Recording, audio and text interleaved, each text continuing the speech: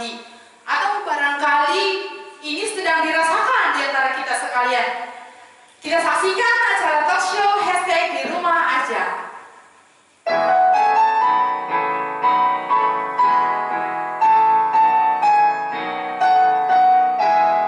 Untuk memulai acara kita akan memulai dengan pujian dan doa.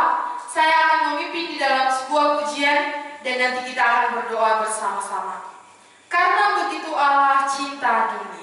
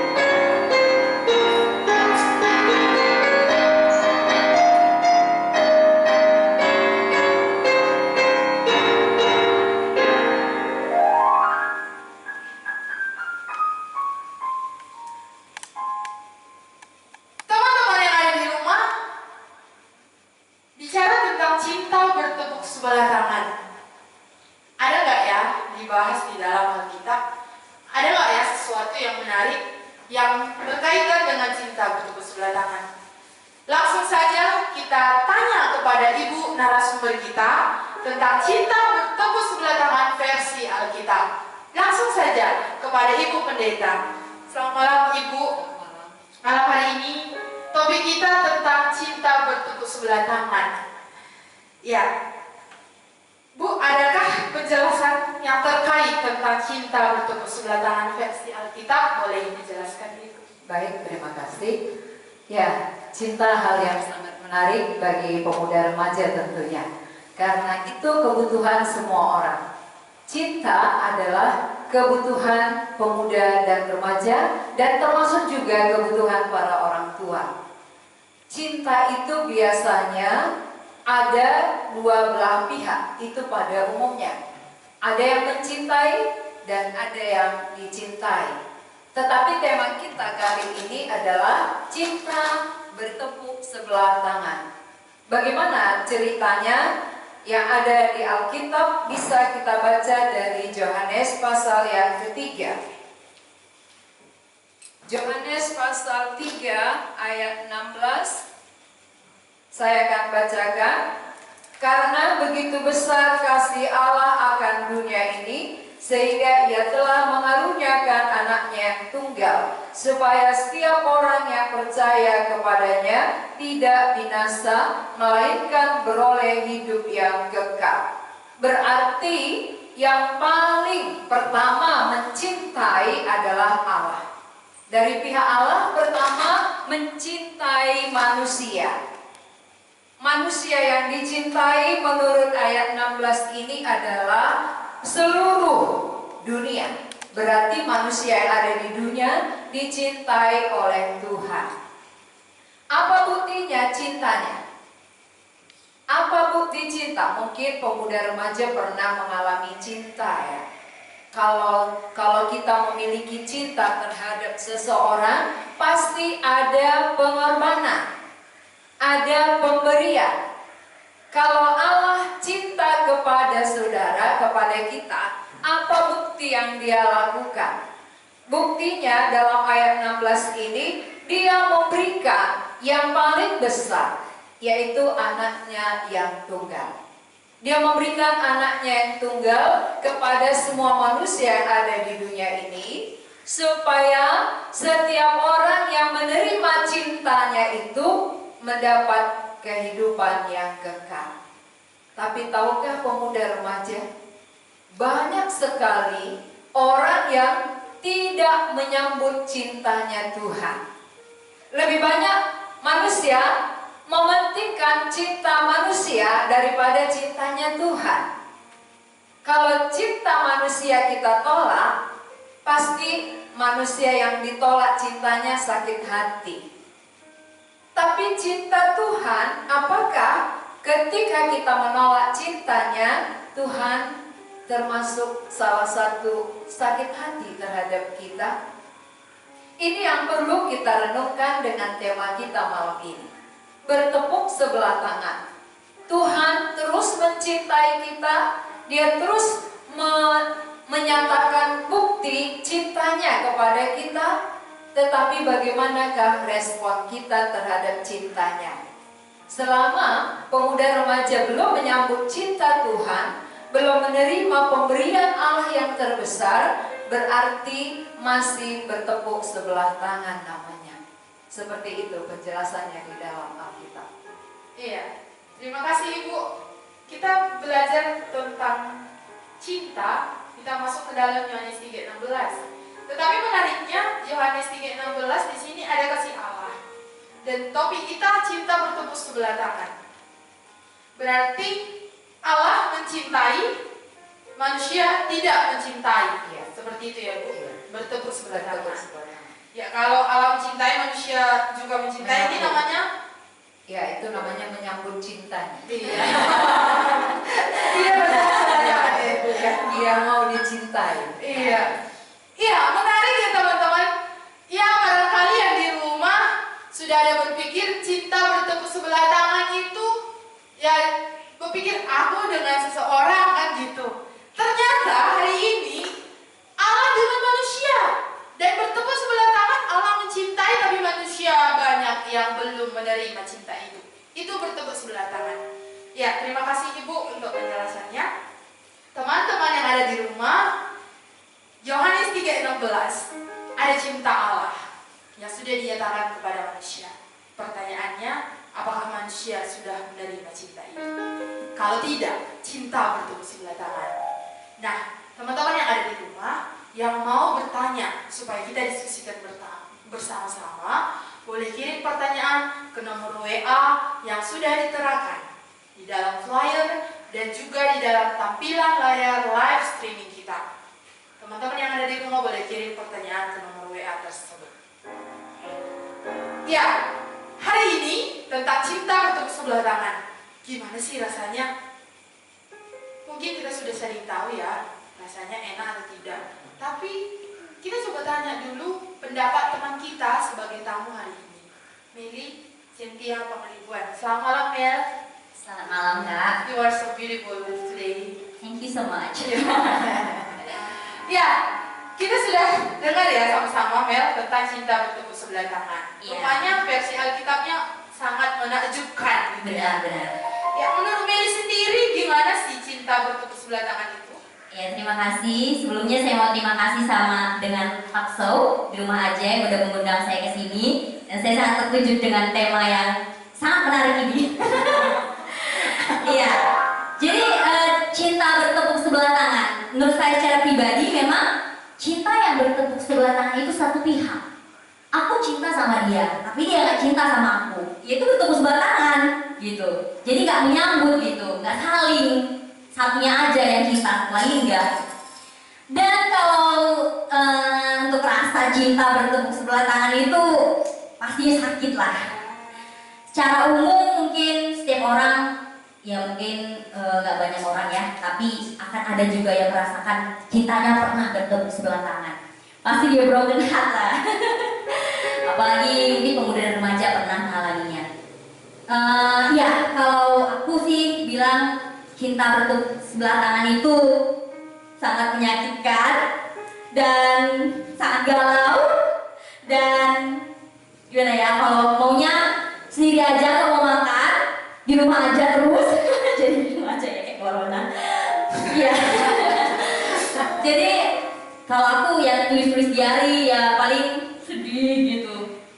Apalagi kalau yang dicintai, yang aku cintai mungkin mencintai orang lain, itu lebih sakit. Cemburu. Ya. Gitu ya, Mel ya. Ya, teman-teman dari tamu kita bisa lihat nggak ya? Bisa lihat nggak sih? Rasa cinta bertepuk sebelah tangan itu sesedih itu, tapi dia bisa menyatakannya dengan tertawa. Sangat menakjubkan. Tapi nggak begitu pula menangis ya, Mel ya. Gak menangis di sini juga, Kak. Menangis di dalam kesendirian. Iya. Ya, cinta bertepuk sebelah tangan itu sepihak, seperti yang Meli sudah sampaikan, dan rasanya sakit. Ini Meli dengar dari orang yang sudah merasakan, atau Meli pernah merasakan sendiri cinta bertepuk sebelah tangan gitu? Ya ampun. Ya, aku pernah merasakan cinta bertepuk sebelah tangan.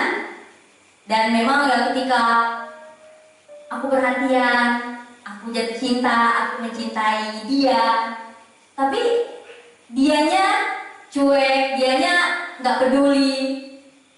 Ya sedih banget gitu rasanya gitu. Dan ya aku juga pernah ngalamin gitu, bahkan mungkin aku melihat dia mencintai orang lain gitu, itu malah wow gitu. Kenapa sih bukan aku, not me like that.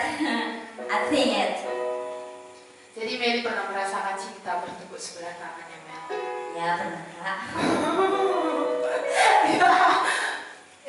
Ya memang terlihat dari cara menyampaikan mungkin sangat menyedihkan bertepuk sebelah tangan. Turut empati ya, Mel. Juga, Kak. Ya, tentang cinta bertepuk sebelah tangan. Kalau Meli melihat dia bersama orang itu cemburu gitu.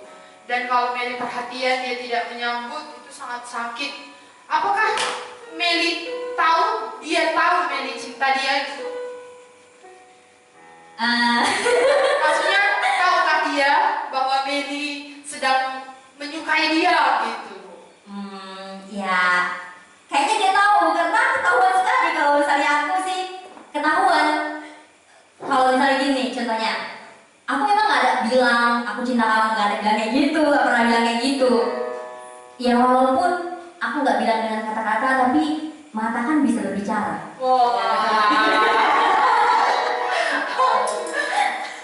Jadi kayaknya dia tahu sih, gitu. Kayaknya dia tahu ya. Kayaknya. Tapi walaupun gitu Meli menunjukkan tanda-tanda dia tidak berespon, sedih lah ya Mel ya. Sedih banget, Kak, pas bilang. Sedih banget. Ya, kalau boleh tahu nih ya Mel, sedikit lah ya Mel, kalau boleh cerita. Aduh, ini mah ada banyak. Ya sedikit tentang si dia. Apa sih yang membuat Meli sampai tertarik itu gitu Mel? Pasti ada sesuatu yang membuat Meli akhirnya menyukai dia gitu. Bu, ini kayaknya kakak dimarahin nanti Bu. Nanti Bu. Ya, dulu ya Kak, dulu. Ya. Aku suka karena dia penuh perjuangan, dia tidak mudah menyerah. Dan aku suka matanya bulat. Aku suka orang yang matanya bulat. Mata bulat. Bukannya semua mata itu bulat ya Mel? Ada juga yang cipit Kak. Ada juga cipit. Jadi Meli matanya cipit atau bulat? Kayaknya bulat deh. Berarti bulat ketemu bulat ya Mel? Ya. Teman-teman yang ada di rumah, nanti hati-hati yang matanya bulat ketemu sama Meli, siap-siap untuk dicintai. Bulat juga kan. Iya, ada ciri khas tersendiri lah ya yang buat Meli. Ini maaf ya Mel, bukan mau mengingat masa lalu supaya Meli ingat cinta lagi kepada dia. Saya yakin tidak ya Mel. Iya Kak. Jangan It's okay. Oke. Terima kasih Mel untuk ceritanya tentang cinta bertepuk sebelah tangan. Terima kasih untuk cerita rasa yang Meli rasakan tentang cinta bertepuk sebelah tangan. Ternyata menyakitkan ya Mel ya. Menyakitkan. Menyakitkan sekali. Dan sudah pernah pengen lagi? Tidak lah Kak. Ya itu nanti sejauh mana bagaimana Tuhan mengatur lah ya Mel ya. Iya benar. Oke, terima kasih Meli untuk ceritanya. Teman-teman yang ada di rumah, cinta bertepuk sebelah tangan itu sepihak. Sebelah tangan namanya sebelah tangan, bayangkan. Ini ada dua, kalau satu aja bertepuk ya kan gak ada suara. Tapi kalau dua-duanya ada suara. Nah yang pernah dialami teman kita sebelah, jadi gak ada rasa apa-apa, gak ada bersambut, yang ada malah sakit dan cemburu. Apalagi ketika yang dia cinta itu memperhatikan yang lain, wah sangat menyakitkan dampaknya. Ya, teman-teman yang ada di rumah, barangkali di antara kita ada pernah merasakan tanpa cerita dari teman kita ini pun sudah bisa menyatakan rasa itu. Dan yang belum pernah merasakan, hati-hati dengan cinta bertepuk sebelah tangan. Tapi teman-teman, itu cinta bertepuk sebelah tangan sebatas rasaku dengan lawan jenis, bukan gitu. Tapi dari yang di awal tadi kita sudah membahas sebenarnya di dalam Alkitab ada cinta yang bertepuk sebelah tangan yang bukan antara manusia dengan manusia, tapi ada cinta dari Allah. Allah sudah bercinta itu, tapi manusia tidak merespon, itu bertepuk sebelah tangan. Nah, Allah merasakan sakit dong ya, berarti seperti orang yang mencintai. Nah, untuk selanjutnya kita akan nanti cerita tentang Meli dan juga narasumber kita. Untuk teman-teman yang ada di rumah, silakan kirim pertanyaan tentang cinta bertepuk sebelah tangan seputar yang sudah kita bahas dari awal. Sekarang kita akan masuk ke pertanyaan yang sudah masuk ke dalam WA kita, talkshow hashtag di rumah aja. Kita akan masuk ke pertanyaan, Ibu. Pertanyaan yang pertama, ini dari teman kita Rahel Sondang. Pertanyaannya, apakah ada sosok tokoh Alkitab yang mengalami cinta bertepuk sebelah tangan? Apakah semua cinta yang bertepuk sebelah tangan itu selalu menyakitkan? Lalu bagaimana cara menghadapi cinta yang bertepuk sebelah tangan? Seperti itu pertanyaannya. Ya, baik. Terima kasih ya. Cinta adalah hal yang sangat menarik untuk dibicarakan. Karena memang semua manusia membutuhkan cinta. Sehingga pertanyaan tadi, adakah tokoh Alkitab yang cintanya pernah ditolak?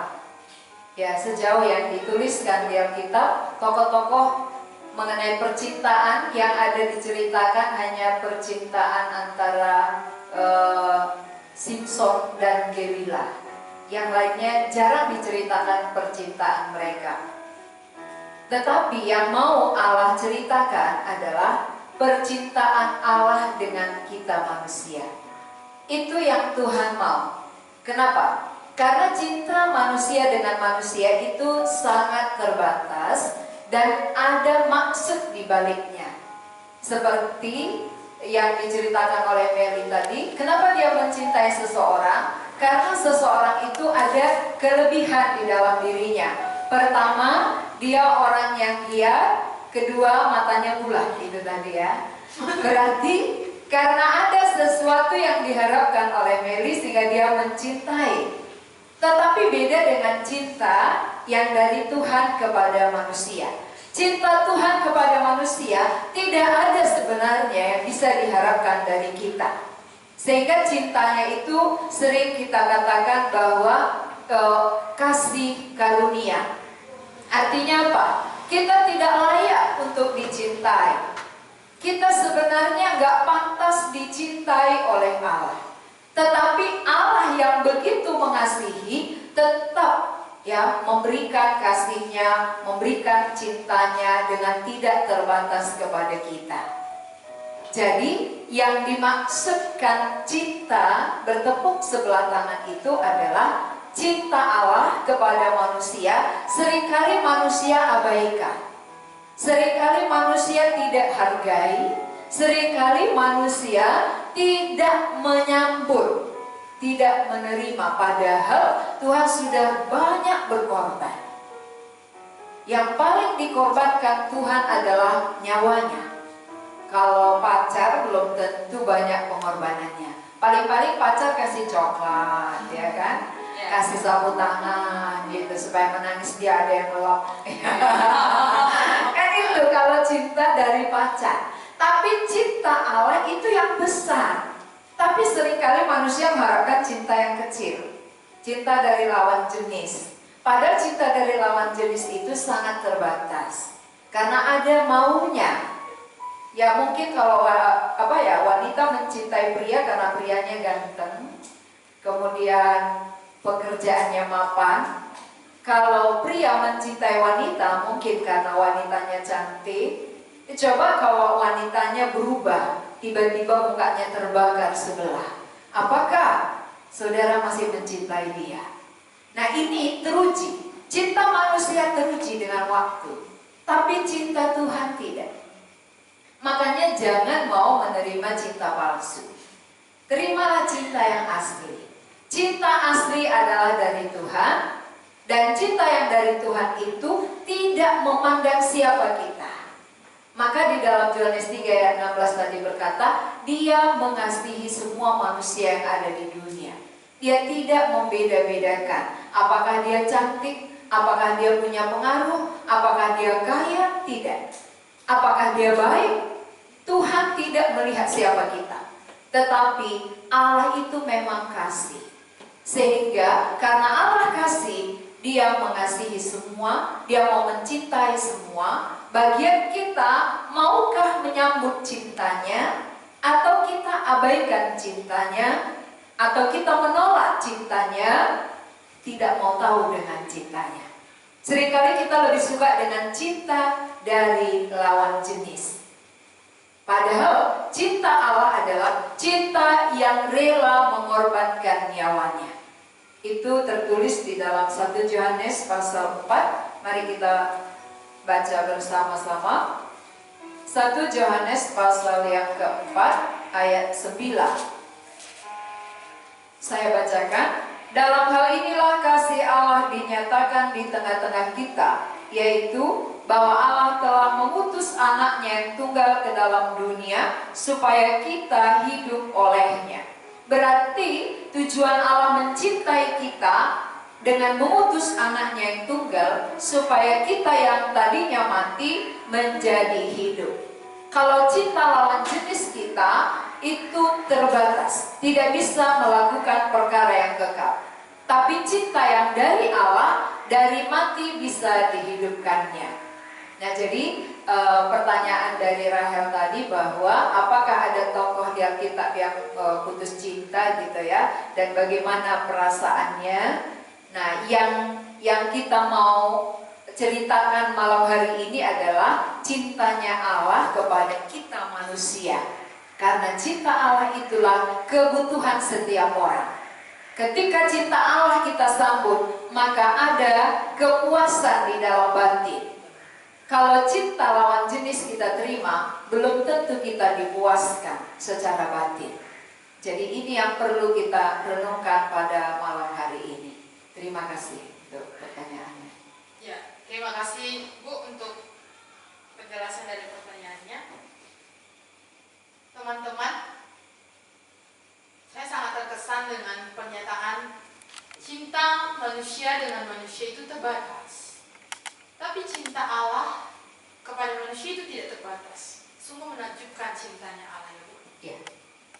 Ya, ada satu lagi Bu yang mau bertanya. Ini katanya dari seorang yang sedang menanti. Ini dari seseorang yang sedang menanti. Sebenarnya saya pikir ini sudah terjawab dari pertanyaan nomor 1, tetapi karena dia sudah menyatakan dia seorang yang sedang menanti dan merelakan memberikan pertanyaan, saya akan bacakan pertanyaan dan Ibu bisa menjawab. Bagaimana harus bersikap ke orang yang gak setia waktu pacaran? Dan cara mengetahui seseorang serius pacaran atau benar-benar cinta, terus menjadi jodoh, dan yang gak serius pacaran supaya gak capek menjalaninya. Terima kasih dari seorang yang sedang menanti. Ya, terima kasih untuk pertanyaannya. Ya, nantikanlah yang sungguh berasal dari Tuhan. Karena biasanya kalau yang dari Tuhan itu pasti setia. Seperti ketika Tuhan menciptakan Adam, manusia pertama, Tuhan yang memikirkan teman hidupnya Hawa, Tuhan yang memberikan kepada Adam. Jadi yang sedang menanti saat ini, nantikanlah ya yang berasal dari Tuhan. Bagaimana supaya yang dari Tuhan datang? Terima dulu cintanya Tuhan. Ya, berarti yang bertanya itu apakah sudah menerima cinta yang dari Tuhan? Tawaran cinta untuk Anda malam hari ini. Tuhan mencintai Anda, apakah saudara sambut? Ya. Kalau sambut cintanya, nantikanlah bahwa Tuhan akan mengantarkan orang yang bisa mencintai saudara. Ya, sampai seperti itu jawabannya. Terima kasih Ibu. Hai, seseorang yang sedang menanti. Ya. Terimalah lebih dulu cinta Allah, sehingga seseorang yang sedang menanti ini bisa menanti yang daripada Tuhan, gitu ya Bu ya. Oke, terima kasih Ibu untuk penjelasannya. Teman-teman yang ada di rumah, kita sudah tadi dengar cerita dari teman kita Meli tentang rasa sakit, rasa cemburu ketika dia mencintai tapi tidak dicintai. Ya, kita mau dengar langsung kembali dari Ibu narasumber, gimana sih tanggapannya untuk yang sudah pernah ya rasakan Ibu tentang cintanya Allah juga yang mencintai tapi ditolak manusia? Ya, baik, terima kasih. Manusia ketika mencintai, waktu ditolak dia merasa sakit, waktu ada yang lain dia merasa cemburu, padahal yang dia cintai itu bukan miliknya, ya. Yang dia sukain itu dia gak pernah berbuat apa-apa untuk dia. Tapi ketika yang dia senangi, yang dia cintai berjalan dengan orang lain, dia cemburu. Wajar gak itu? Nah, bagaimana dengan Tuhan? Tentu Tuhanlah yang paling berhak cemburu atas hidup manusia. Kenapa? Karena Tuhan pemilik, Tuhan pencipta, Tuhan yang mengasihi, Tuhan yang berkorban kepada kita. Seharusnya kita menyambut cinta yang seperti itu. Tapi mari kita lihat yang ada di dalam Keluaran pasal 20. Apa yang dilakukan oleh bangsa Israel kepada Tuhan yang mencintai dia. Keluaran pasal yang ke-20. Saya akan bacakan. Lalu Allah mengucapkan segala firman ini, Akulah Tuhan Allahmu yang membawa engkau keluar dari tanah Mesir, dari tempat perbudakan. Jangan ada padamu Allah lain di hadapanku. Jangan membuat bagimu patung yang menyerupai apapun yang ada di langit di atas, atau yang ada di bumi di bawah, atau yang ada di dalam air di bawah bumi. Jangan sujud menyembah kepadanya atau beribadah kepadanya. Sebab Aku Tuhan Allahmu adalah Allah yang cemburu, yang membalaskan kesalahan bapa kepada anak-anaknya, kepada keturunan yang ketiga dan keempat dari orang-orang yang membenci Aku. Tetapi Aku menunjukkan kasih setia kepada beribu-ribu orang, yaitu mereka yang mengasihi Aku dan yang berpegang pada perintah-perintahku. Nah, jadi kalau Mary aja ditolak cintanya, dia cemburu, dia sakit hati. Bagaimana Tuhan? Wajar ya, layak dia cemburu terhadap orang yang dia cintai, yang dia kasihi. Lalu bangsa Israel ini tadi sangat dicintai Tuhan. Buktinya dia membebaskan mereka dari perbudakan Mesir. Dan dia perkenalkan lagi dirinya kepada mereka. Akulah Tuhan Allahmu yang telah membawa kamu dari tempat perbudakan. Jangan ada padamu Allah lain. Ternyata bangsa ini membuat Allah lain. Mereka menimpa. Ketika bangsa ini menimpa, maka Tuhan wajar cemburu. Kecemburuan Allah itu membalaskan kepada keturunan ketiga dan keempat.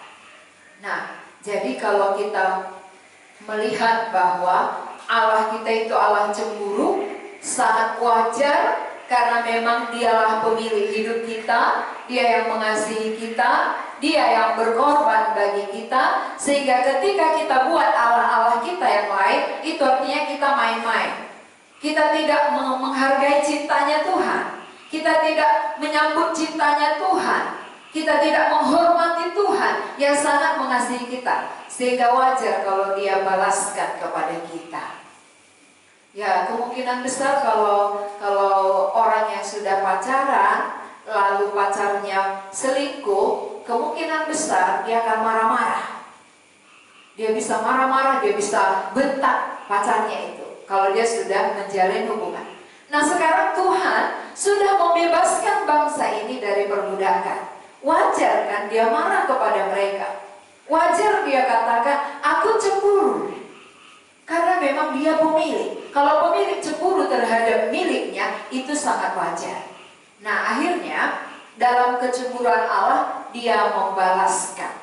Balasan yang diberikan oleh Allah kepada manusia yang menimpa, yang selingkuh artinya ya, yang membuat Allah-Allah yang lain yang bukan Allah, adalah sampai keturunan ketiga dan keempat. Ini bisa kita lihat, banyak terjadi. Banyak kejadian-kejadian kita lihat, misalnya apa saja contoh tumbalnya itu, apa saja contoh pembalasan dari Allah itu, yang membalaskan sampai keturunan 3 ke 4. Banyak contoh-contoh. Pertama, bisa dia gak punya keturunan. Kedua, ketika dia kawin dia gak punya keturunan. Ketiga, ketika dia berumah tangga bisa perang irak-iran, ya, bisa terus cekcok, ya, perpecahan. Kemudian ketiga, bisa kawin cerai. Maka lihat banyak rumah tangga kawin cerai, itu kemungkinan besar ada penyembahan berhalanya, ada membuat Allah-Allah lain, sehingga rumah tangganya gak aman, gak damai. Jadi pemuda remaja di rumah, gak usah buru-buru berumah tangga, selidiki dulu. Mana tahu ya, temannya, pacarnya itu ada ilahnya yang lain, sehingga nanti waktu berumah tangga cekcok terus. Itu udah dikatakan dari kita. Jadi hati-hati memilih teman hidup, ya, hati-hati. Lebih baik sekarang masih bertepuk sebelah tangan saya perli dia nggak peduli, ya, mungkin begitu ya. Ya nggak masalah. Yang penting ya bagaimana supaya benar-benar ya calonnya ini nanti takut akan Tuhan, mengasihi Tuhan dan tidak menduakan Tuhan. Kalau dia nggak menduakan Tuhan, nggak mungkin diduakannya Anda, ya. Saudara nggak mungkin diduakannya karena dia menghormati Tuhan. Jadi malam hari ini manusia saja didoakan sakit hati, cemburu, apalagi Tuhan. Jadi pemuda remaja, apakah ilah-ilah yang saudara sembah, yang saudara hatinya lebih melekat, lebih mencintai daripada Tuhan? Itu termasuk ilah. Ilah itu artinya bukan Tuhan, tapi hati melekat ke situ. Bisa saja handphone ilahnya, bisa saja uang ilahnya. Jadi kemana hati kita lebih melekat, itulah ilah kita. Ilah zaman modern namanya ya. Jadi nggak lagi nyembah patung-patung, tapi sudah ada berhala-berhala yang dia kasihi, cintai lebih daripada Tuhan, sehingga Tuhan cemburu. Nah, seperti itu penjelasannya. Ya, terima kasih Ibu. Mel, itu ternyata saya sangat tertarik dengan yang Ibu jelaskan seperti ini. Saya aja, atau dari cerita yang sudah kita dengar dari Meli, dia aja yang gak berkuasa atas apa-apa tentang si dia. Ketika dia mencintai si dia dan si dia tidak meresponi atau bahkan memperhatikan yang lain, dia begitu sakit, bahkan dia cemburu gitu.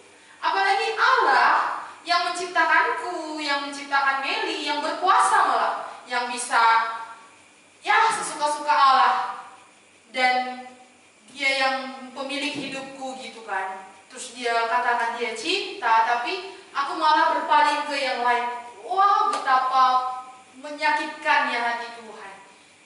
Ya, saya sangat tertegun dengan itu. Teman-teman sekalian yang di rumah bagaimana? Apakah yang kita harapkan cintanya manusia itu cintanya Tuhan? Ya, cinta manusia mungkin kita berjuang, tapi cinta Allah, dia malah yang berjuang. Gitu ya Bu ya? Ya, Tuhan yang berjuang mencintai kita. Luar biasa cintanya Allah. Tapi gitu pun tetap bertepuk sebelah tangan ya Bu. Wow, ini perlu memang harus direnungkan. Kalau bisa sungguh-sungguh direnungkan. Terima kasih Ibu untuk penjelasannya. Sekarang kita kembali lagi deh ke Meli.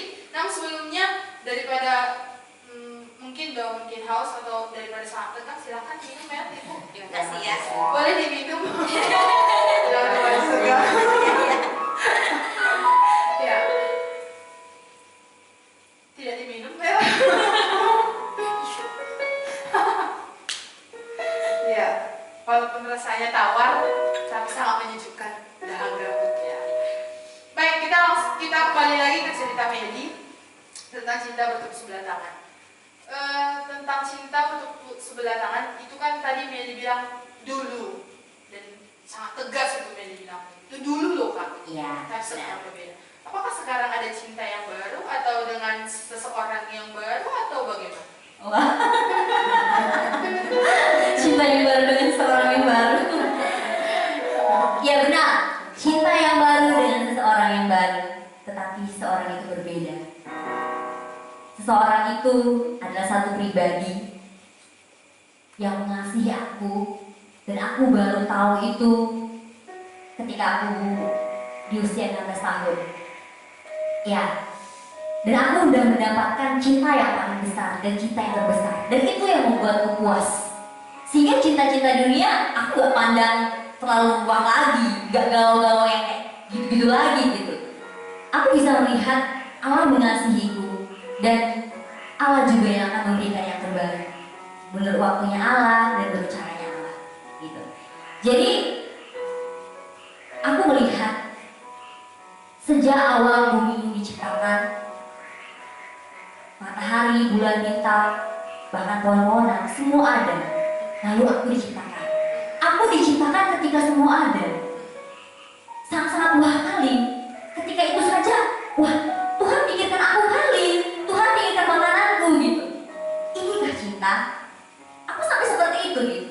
Hingga sampai pengertianku semakin dalam saat aku dijadikan. Bahkan dikatakan di dalam Mazmur, ketika aku bakal anak, dia sudah memperhatikanku. Bahkan tentang diriku sendiri, itu semua tersusun dalam kitab-kitabnya. Bahkan yang paling menariknya, yang aku gak pernah bisa bayangkan sampai sekarang. Aku punya 2 mata, 1 hidung, 2 telinga, 1 mulut, 2 tangan, 2 kaki. Coba andai kita punya 1 kacamata, ya siapa yang suka? Lucu ya. Terus kalau hidungnya ke atas, nggak ke bawah, mungkin kalau hujan turun udah penuh hidungnya.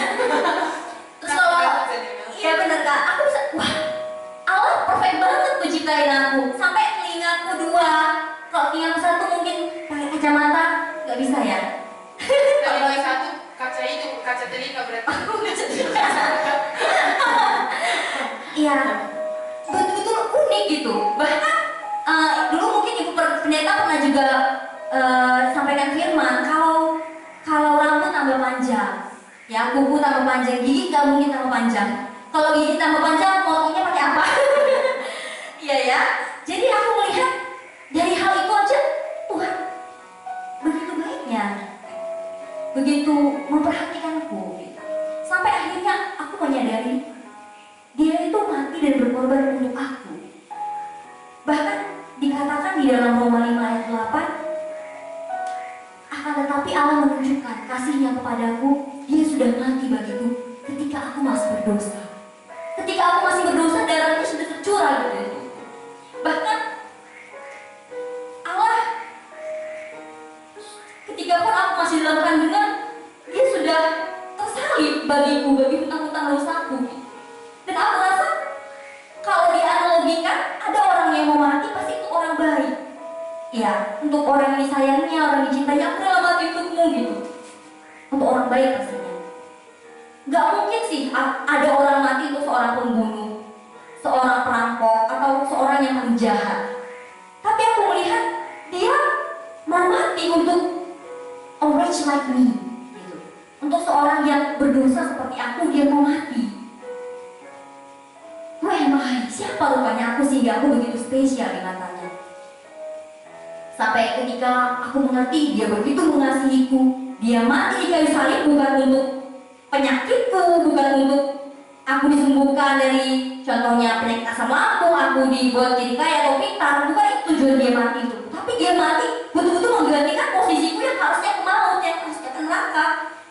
Dan Dia sungguh-sungguh membuktikannya, gitu. Asal ngomong, Dia buktikan bahwa Dia disalibkan untuk aku. Dan aku melihat gak ada cinta yang sebesar ini yang mengasihiku. Hingga ketika aku menerima cinta itu, di situ pertama kali aku merasakan satu hal yang paling memuas, aku puas di dalam hidupku. Dan tidak pernah ada cinta yang merubahkan aku. Yang mungkin aku bisa berubah jadi baik ya pelan-pelan sehari dua hari. Tapi besoknya enggak lagi. Kalau cinta sama seorang ya, baiknya cuma sebentar. Tapi cinta yang Dia berikan kepadaku sungguh-sungguh bisa merubahkan aku, Pak. Aku melihat ternyata Dia mengasihiku. Dan aku yakin Dia juga mengasihi teman-teman dia. Terima kasih. Dramatis ya. Iya, Meli ada cinta yang baru dari pribadi yang baru, bahkan cinta itu mengubahkan gitu ya, Mel. Iya. Dan berarti dulu itu cinta yang diharapkan Meli itu masih cinta yang terbatas.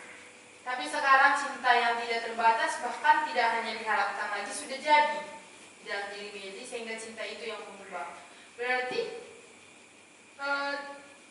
apa sih Mel yang membuat, kan cinta ini udah tahu ada cinta itu.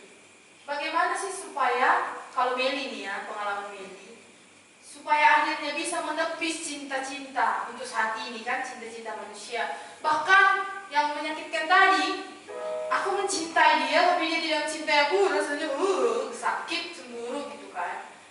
Tapi setelah ada cinta yang baru itu bisa ditepis, Mel? Iya benar, itu bisa ditepis. Iya, itu bisa ditepis. Iya. Kok bisa gitu, dengan cinta yang baru, kok bisa sih cinta yang lama yang kau harapkan itu ditepis dengan cinta yang baru itu? Iya, kalau aku secara pribadi, kenapa itu bisa terjadi? Karena cinta yang baru ini sungguh-sungguh memuaskan aku. Aku cukup di situ.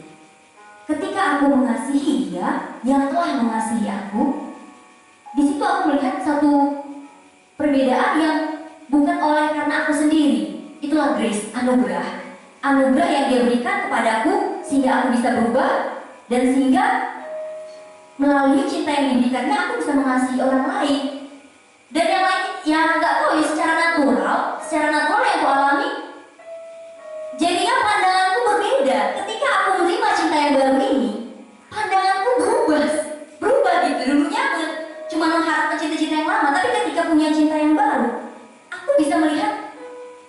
sesuatu yang berubah dari pandanganku, bahkan melihat orang-orang yang mungkin kalau pemuda-pemudi sekarang, aku pengennya dia dengan jodohku, dia gitu.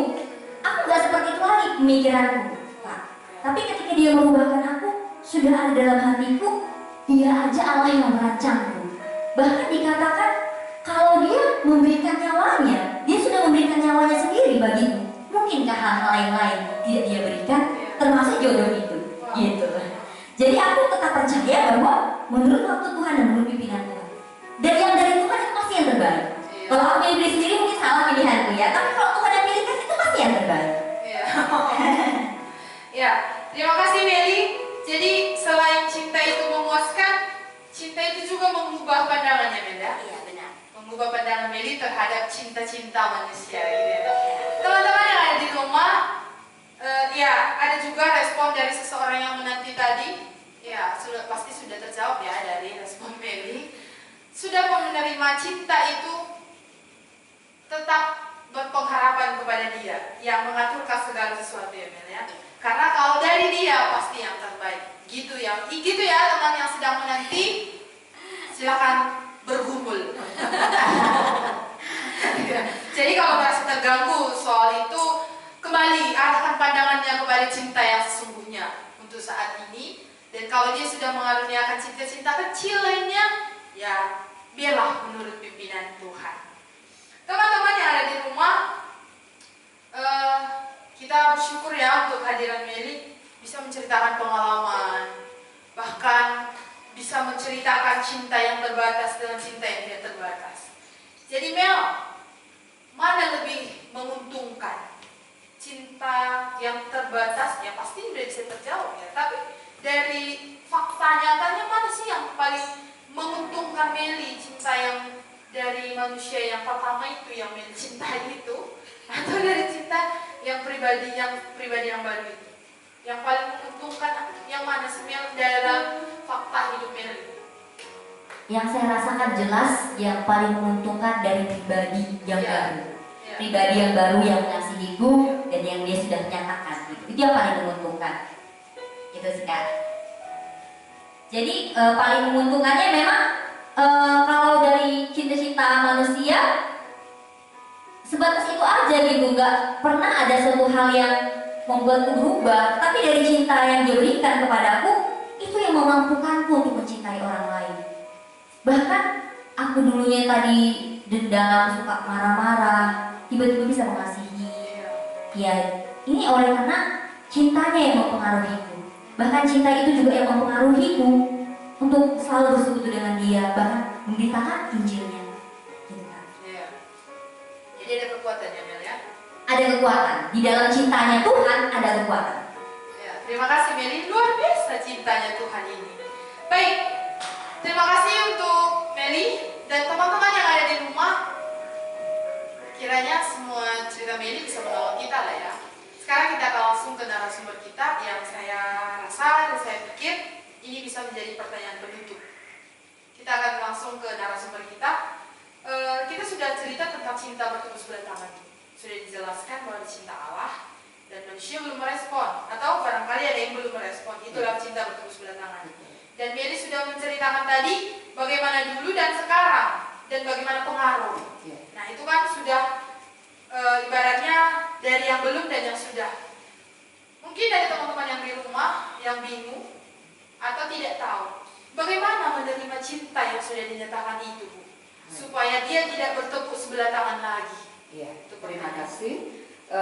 Mari kita baca dari Lukas pasal 19. Injil Lukas pasal 19 ayat 5. Ayat 5 dan 6 saya akan bacakan. Ketika Yesus sampai ke tempat itu, ia melihat ke atas dan berkata, "Sakeus, segeralah turun, sebab hari ini aku harus menumpang di rumahmu." Lalu Sakeus segera turun dan menerima Yesus dengan sukacita. Jadi, kalau Tuhan Yesus menjumpai Sakeus dengan perkataan, "Sakeus, segera turun." Waktu itu Tuhan Yesus masih di bumi ini. Jadi Tuhan Yesus masih bertatap muka dengan Sakeus, bisa berbicara langsung kepada dia dan berbicara langsung ya dengan perkataan, Sakeus turunlah. Lalu bukti Sakeus itu menyambut cintanya Tuhan, maka dia segera turun. Dia segera turun, dia menerima Yesus di rumahnya. Kalau kita sekarang bukan menerima di rumah, tetapi menerima di dalam hati kita. Nah, pada zaman perjanjian lama ada namanya Abram. Dia juga dijumpai oleh Tuhan Yesus. Itu nanti bisa saudara baca dalam Kejadian pasal 12 ya. Di situ Tuhan katakan kepada Abram, pergilah dari negerimu ke tanah yang akan kutunjukkan kepadamu. Nah, lalu bagaimana respon Abram waktu itu? Dia pergi, walaupun dia belum tahu di mana tanah negeri yang akan dituju oleh dia. Tapi sebagai bukti bahwa dia percaya akan perkataan Tuhan, akan apa yang Tuhan katakan kepadanya pasti jadi, maka dia pergi. Ini artinya merespon. Jadi kalau kita pada zaman sekarang, bagaimana supaya kita tidak bertepuk sebelah tangan dengan cinta yang diberikan Tuhan kepada kita? Tidak sama lagi dengan masa Abram, masa Sakeus. Beda. Kita melalui firman-Nya yang sudah tertulis di dalam Alkitab. Melalui ini dia menjumpai kita. Lewat firman-Nya dia berbicara kepada kita. Di sini banyak janji-janjinya. Jadi apa yang Tuhan janjikan kepada kita? Salah satu tadi dari Yohanes 3:16. Karena begitu besar kasih Allah akan dunia ini, sehingga ia memberikan, mengaruniakan sama dengan memberikan anaknya yang tunggal, supaya setiap orang yang percaya kepadanya tidak binasa, melainkan beroleh hidup yang kekal. Sebagai bukti kita meresponi cintanya Tuhan, tentu yang dia berikan itu kita sambut. Yang anaknya yang tunggal tadi kita terima. Itu maksudnya cintanya tidak bertepuk sebelah tangan, tetapi bertepuk dua belah tangan. Allah memberi, kita menyambut. Ketika Allah memberi anaknya, manusia menerima, ini ada rasa. Ya, rasanya apa?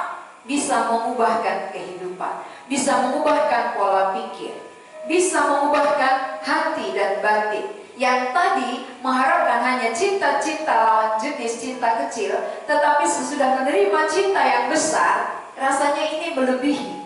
Ini lebih daripada cinta yang ada dari manusia. Karena itu yang memenuhi batin kita, itu yang memuaskan jiwa kita.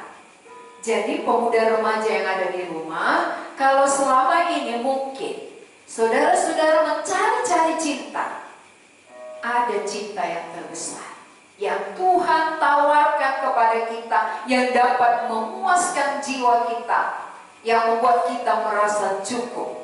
Itulah cinta Allah. Dia sudah berikan.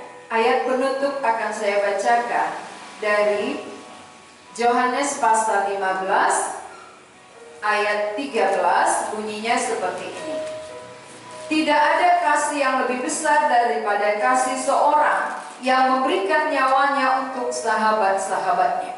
Jadi kasih yang terbesar itu adalah ketika Yesus mau memberikan nyawanya. Tidak ada kasih lebih besar daripada kasih Yesus. Jadi selama ini mungkin saudara-saudara mencari kasih-kasih kecil, kasih-kasih dari manusia, kasih terbatas. Malam ini ada kasih yang sangat besar. Tidak ada yang lebih besar daripada kasih Yesus yang rela mati. Kasih Allah yang rela memberikan anaknya yang tunggal bagi kita. Supaya Allah tidak bertepuk sebelah tangan. Bagian kita menyambut kasihnya itu. Kita menerima cintanya Tuhan. Dia menanti saudara. Dia menunggu engkau menyambut cintanya. Supaya cinta Allah sampai kepada saudara, dan saudara mendapat kasih cinta yang terbesar, yang tidak pernah berubah dan tidak pernah lenyap sampai selama-lamanya, sampai kita kembali ke surga. Inilah cinta dari Allah. Terimalah cinta Allah supaya saudara dan Allah bisa bersatu. Inilah kesimpulan dari firman Tuhan. Ya. Terima kasih Ibu untuk penjelasannya. Teman-teman yang ada di rumah, bukti cinta Allah sudah ada. Kristus sudah hadir, bahkan sudah mati di dalam dunia ini, dan Dia mau hadir di dalam hati kita. Supaya tidak bertemu sebelah tangan, caranya kita terima cinta Allah itu. Kita terima Tuhan Yesus yang sudah menyatakan cintanya kepada kita.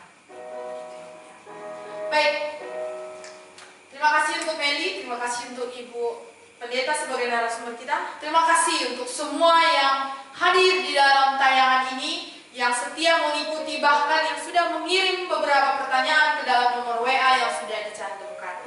Berakhir sudah acara talk show kita, dan untuk menutup acara kita ini, kita akan bernyanyi bersama-sama dengan pujian Karena Begitu Allah Cinta Dunia. Nanti setelah pujian ini kami persilakan untuk Ibu Pendeta sebagai narasumber menutup di dalam doa.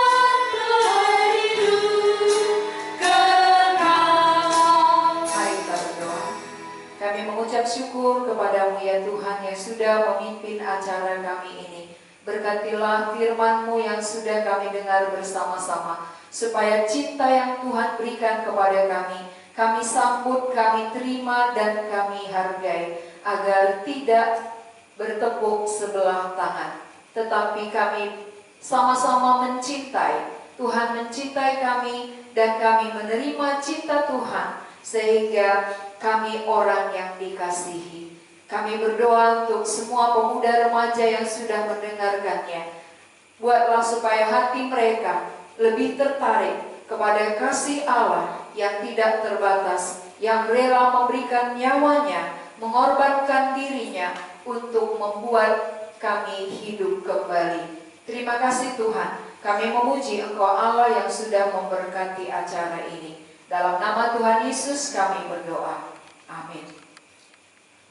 Karena begitu Teman-teman yang ada di rumah berakhir sudah acara kita, dunia, dan teman-teman yang ada di rumah tetap tenang, tetap jaga kesehatan, dan jangan lupa hashtag di rumah aja. Sampai ketemu di acara berikutnya. tidak binasa, maka dapat hidup kekal. Kalian asik sekali.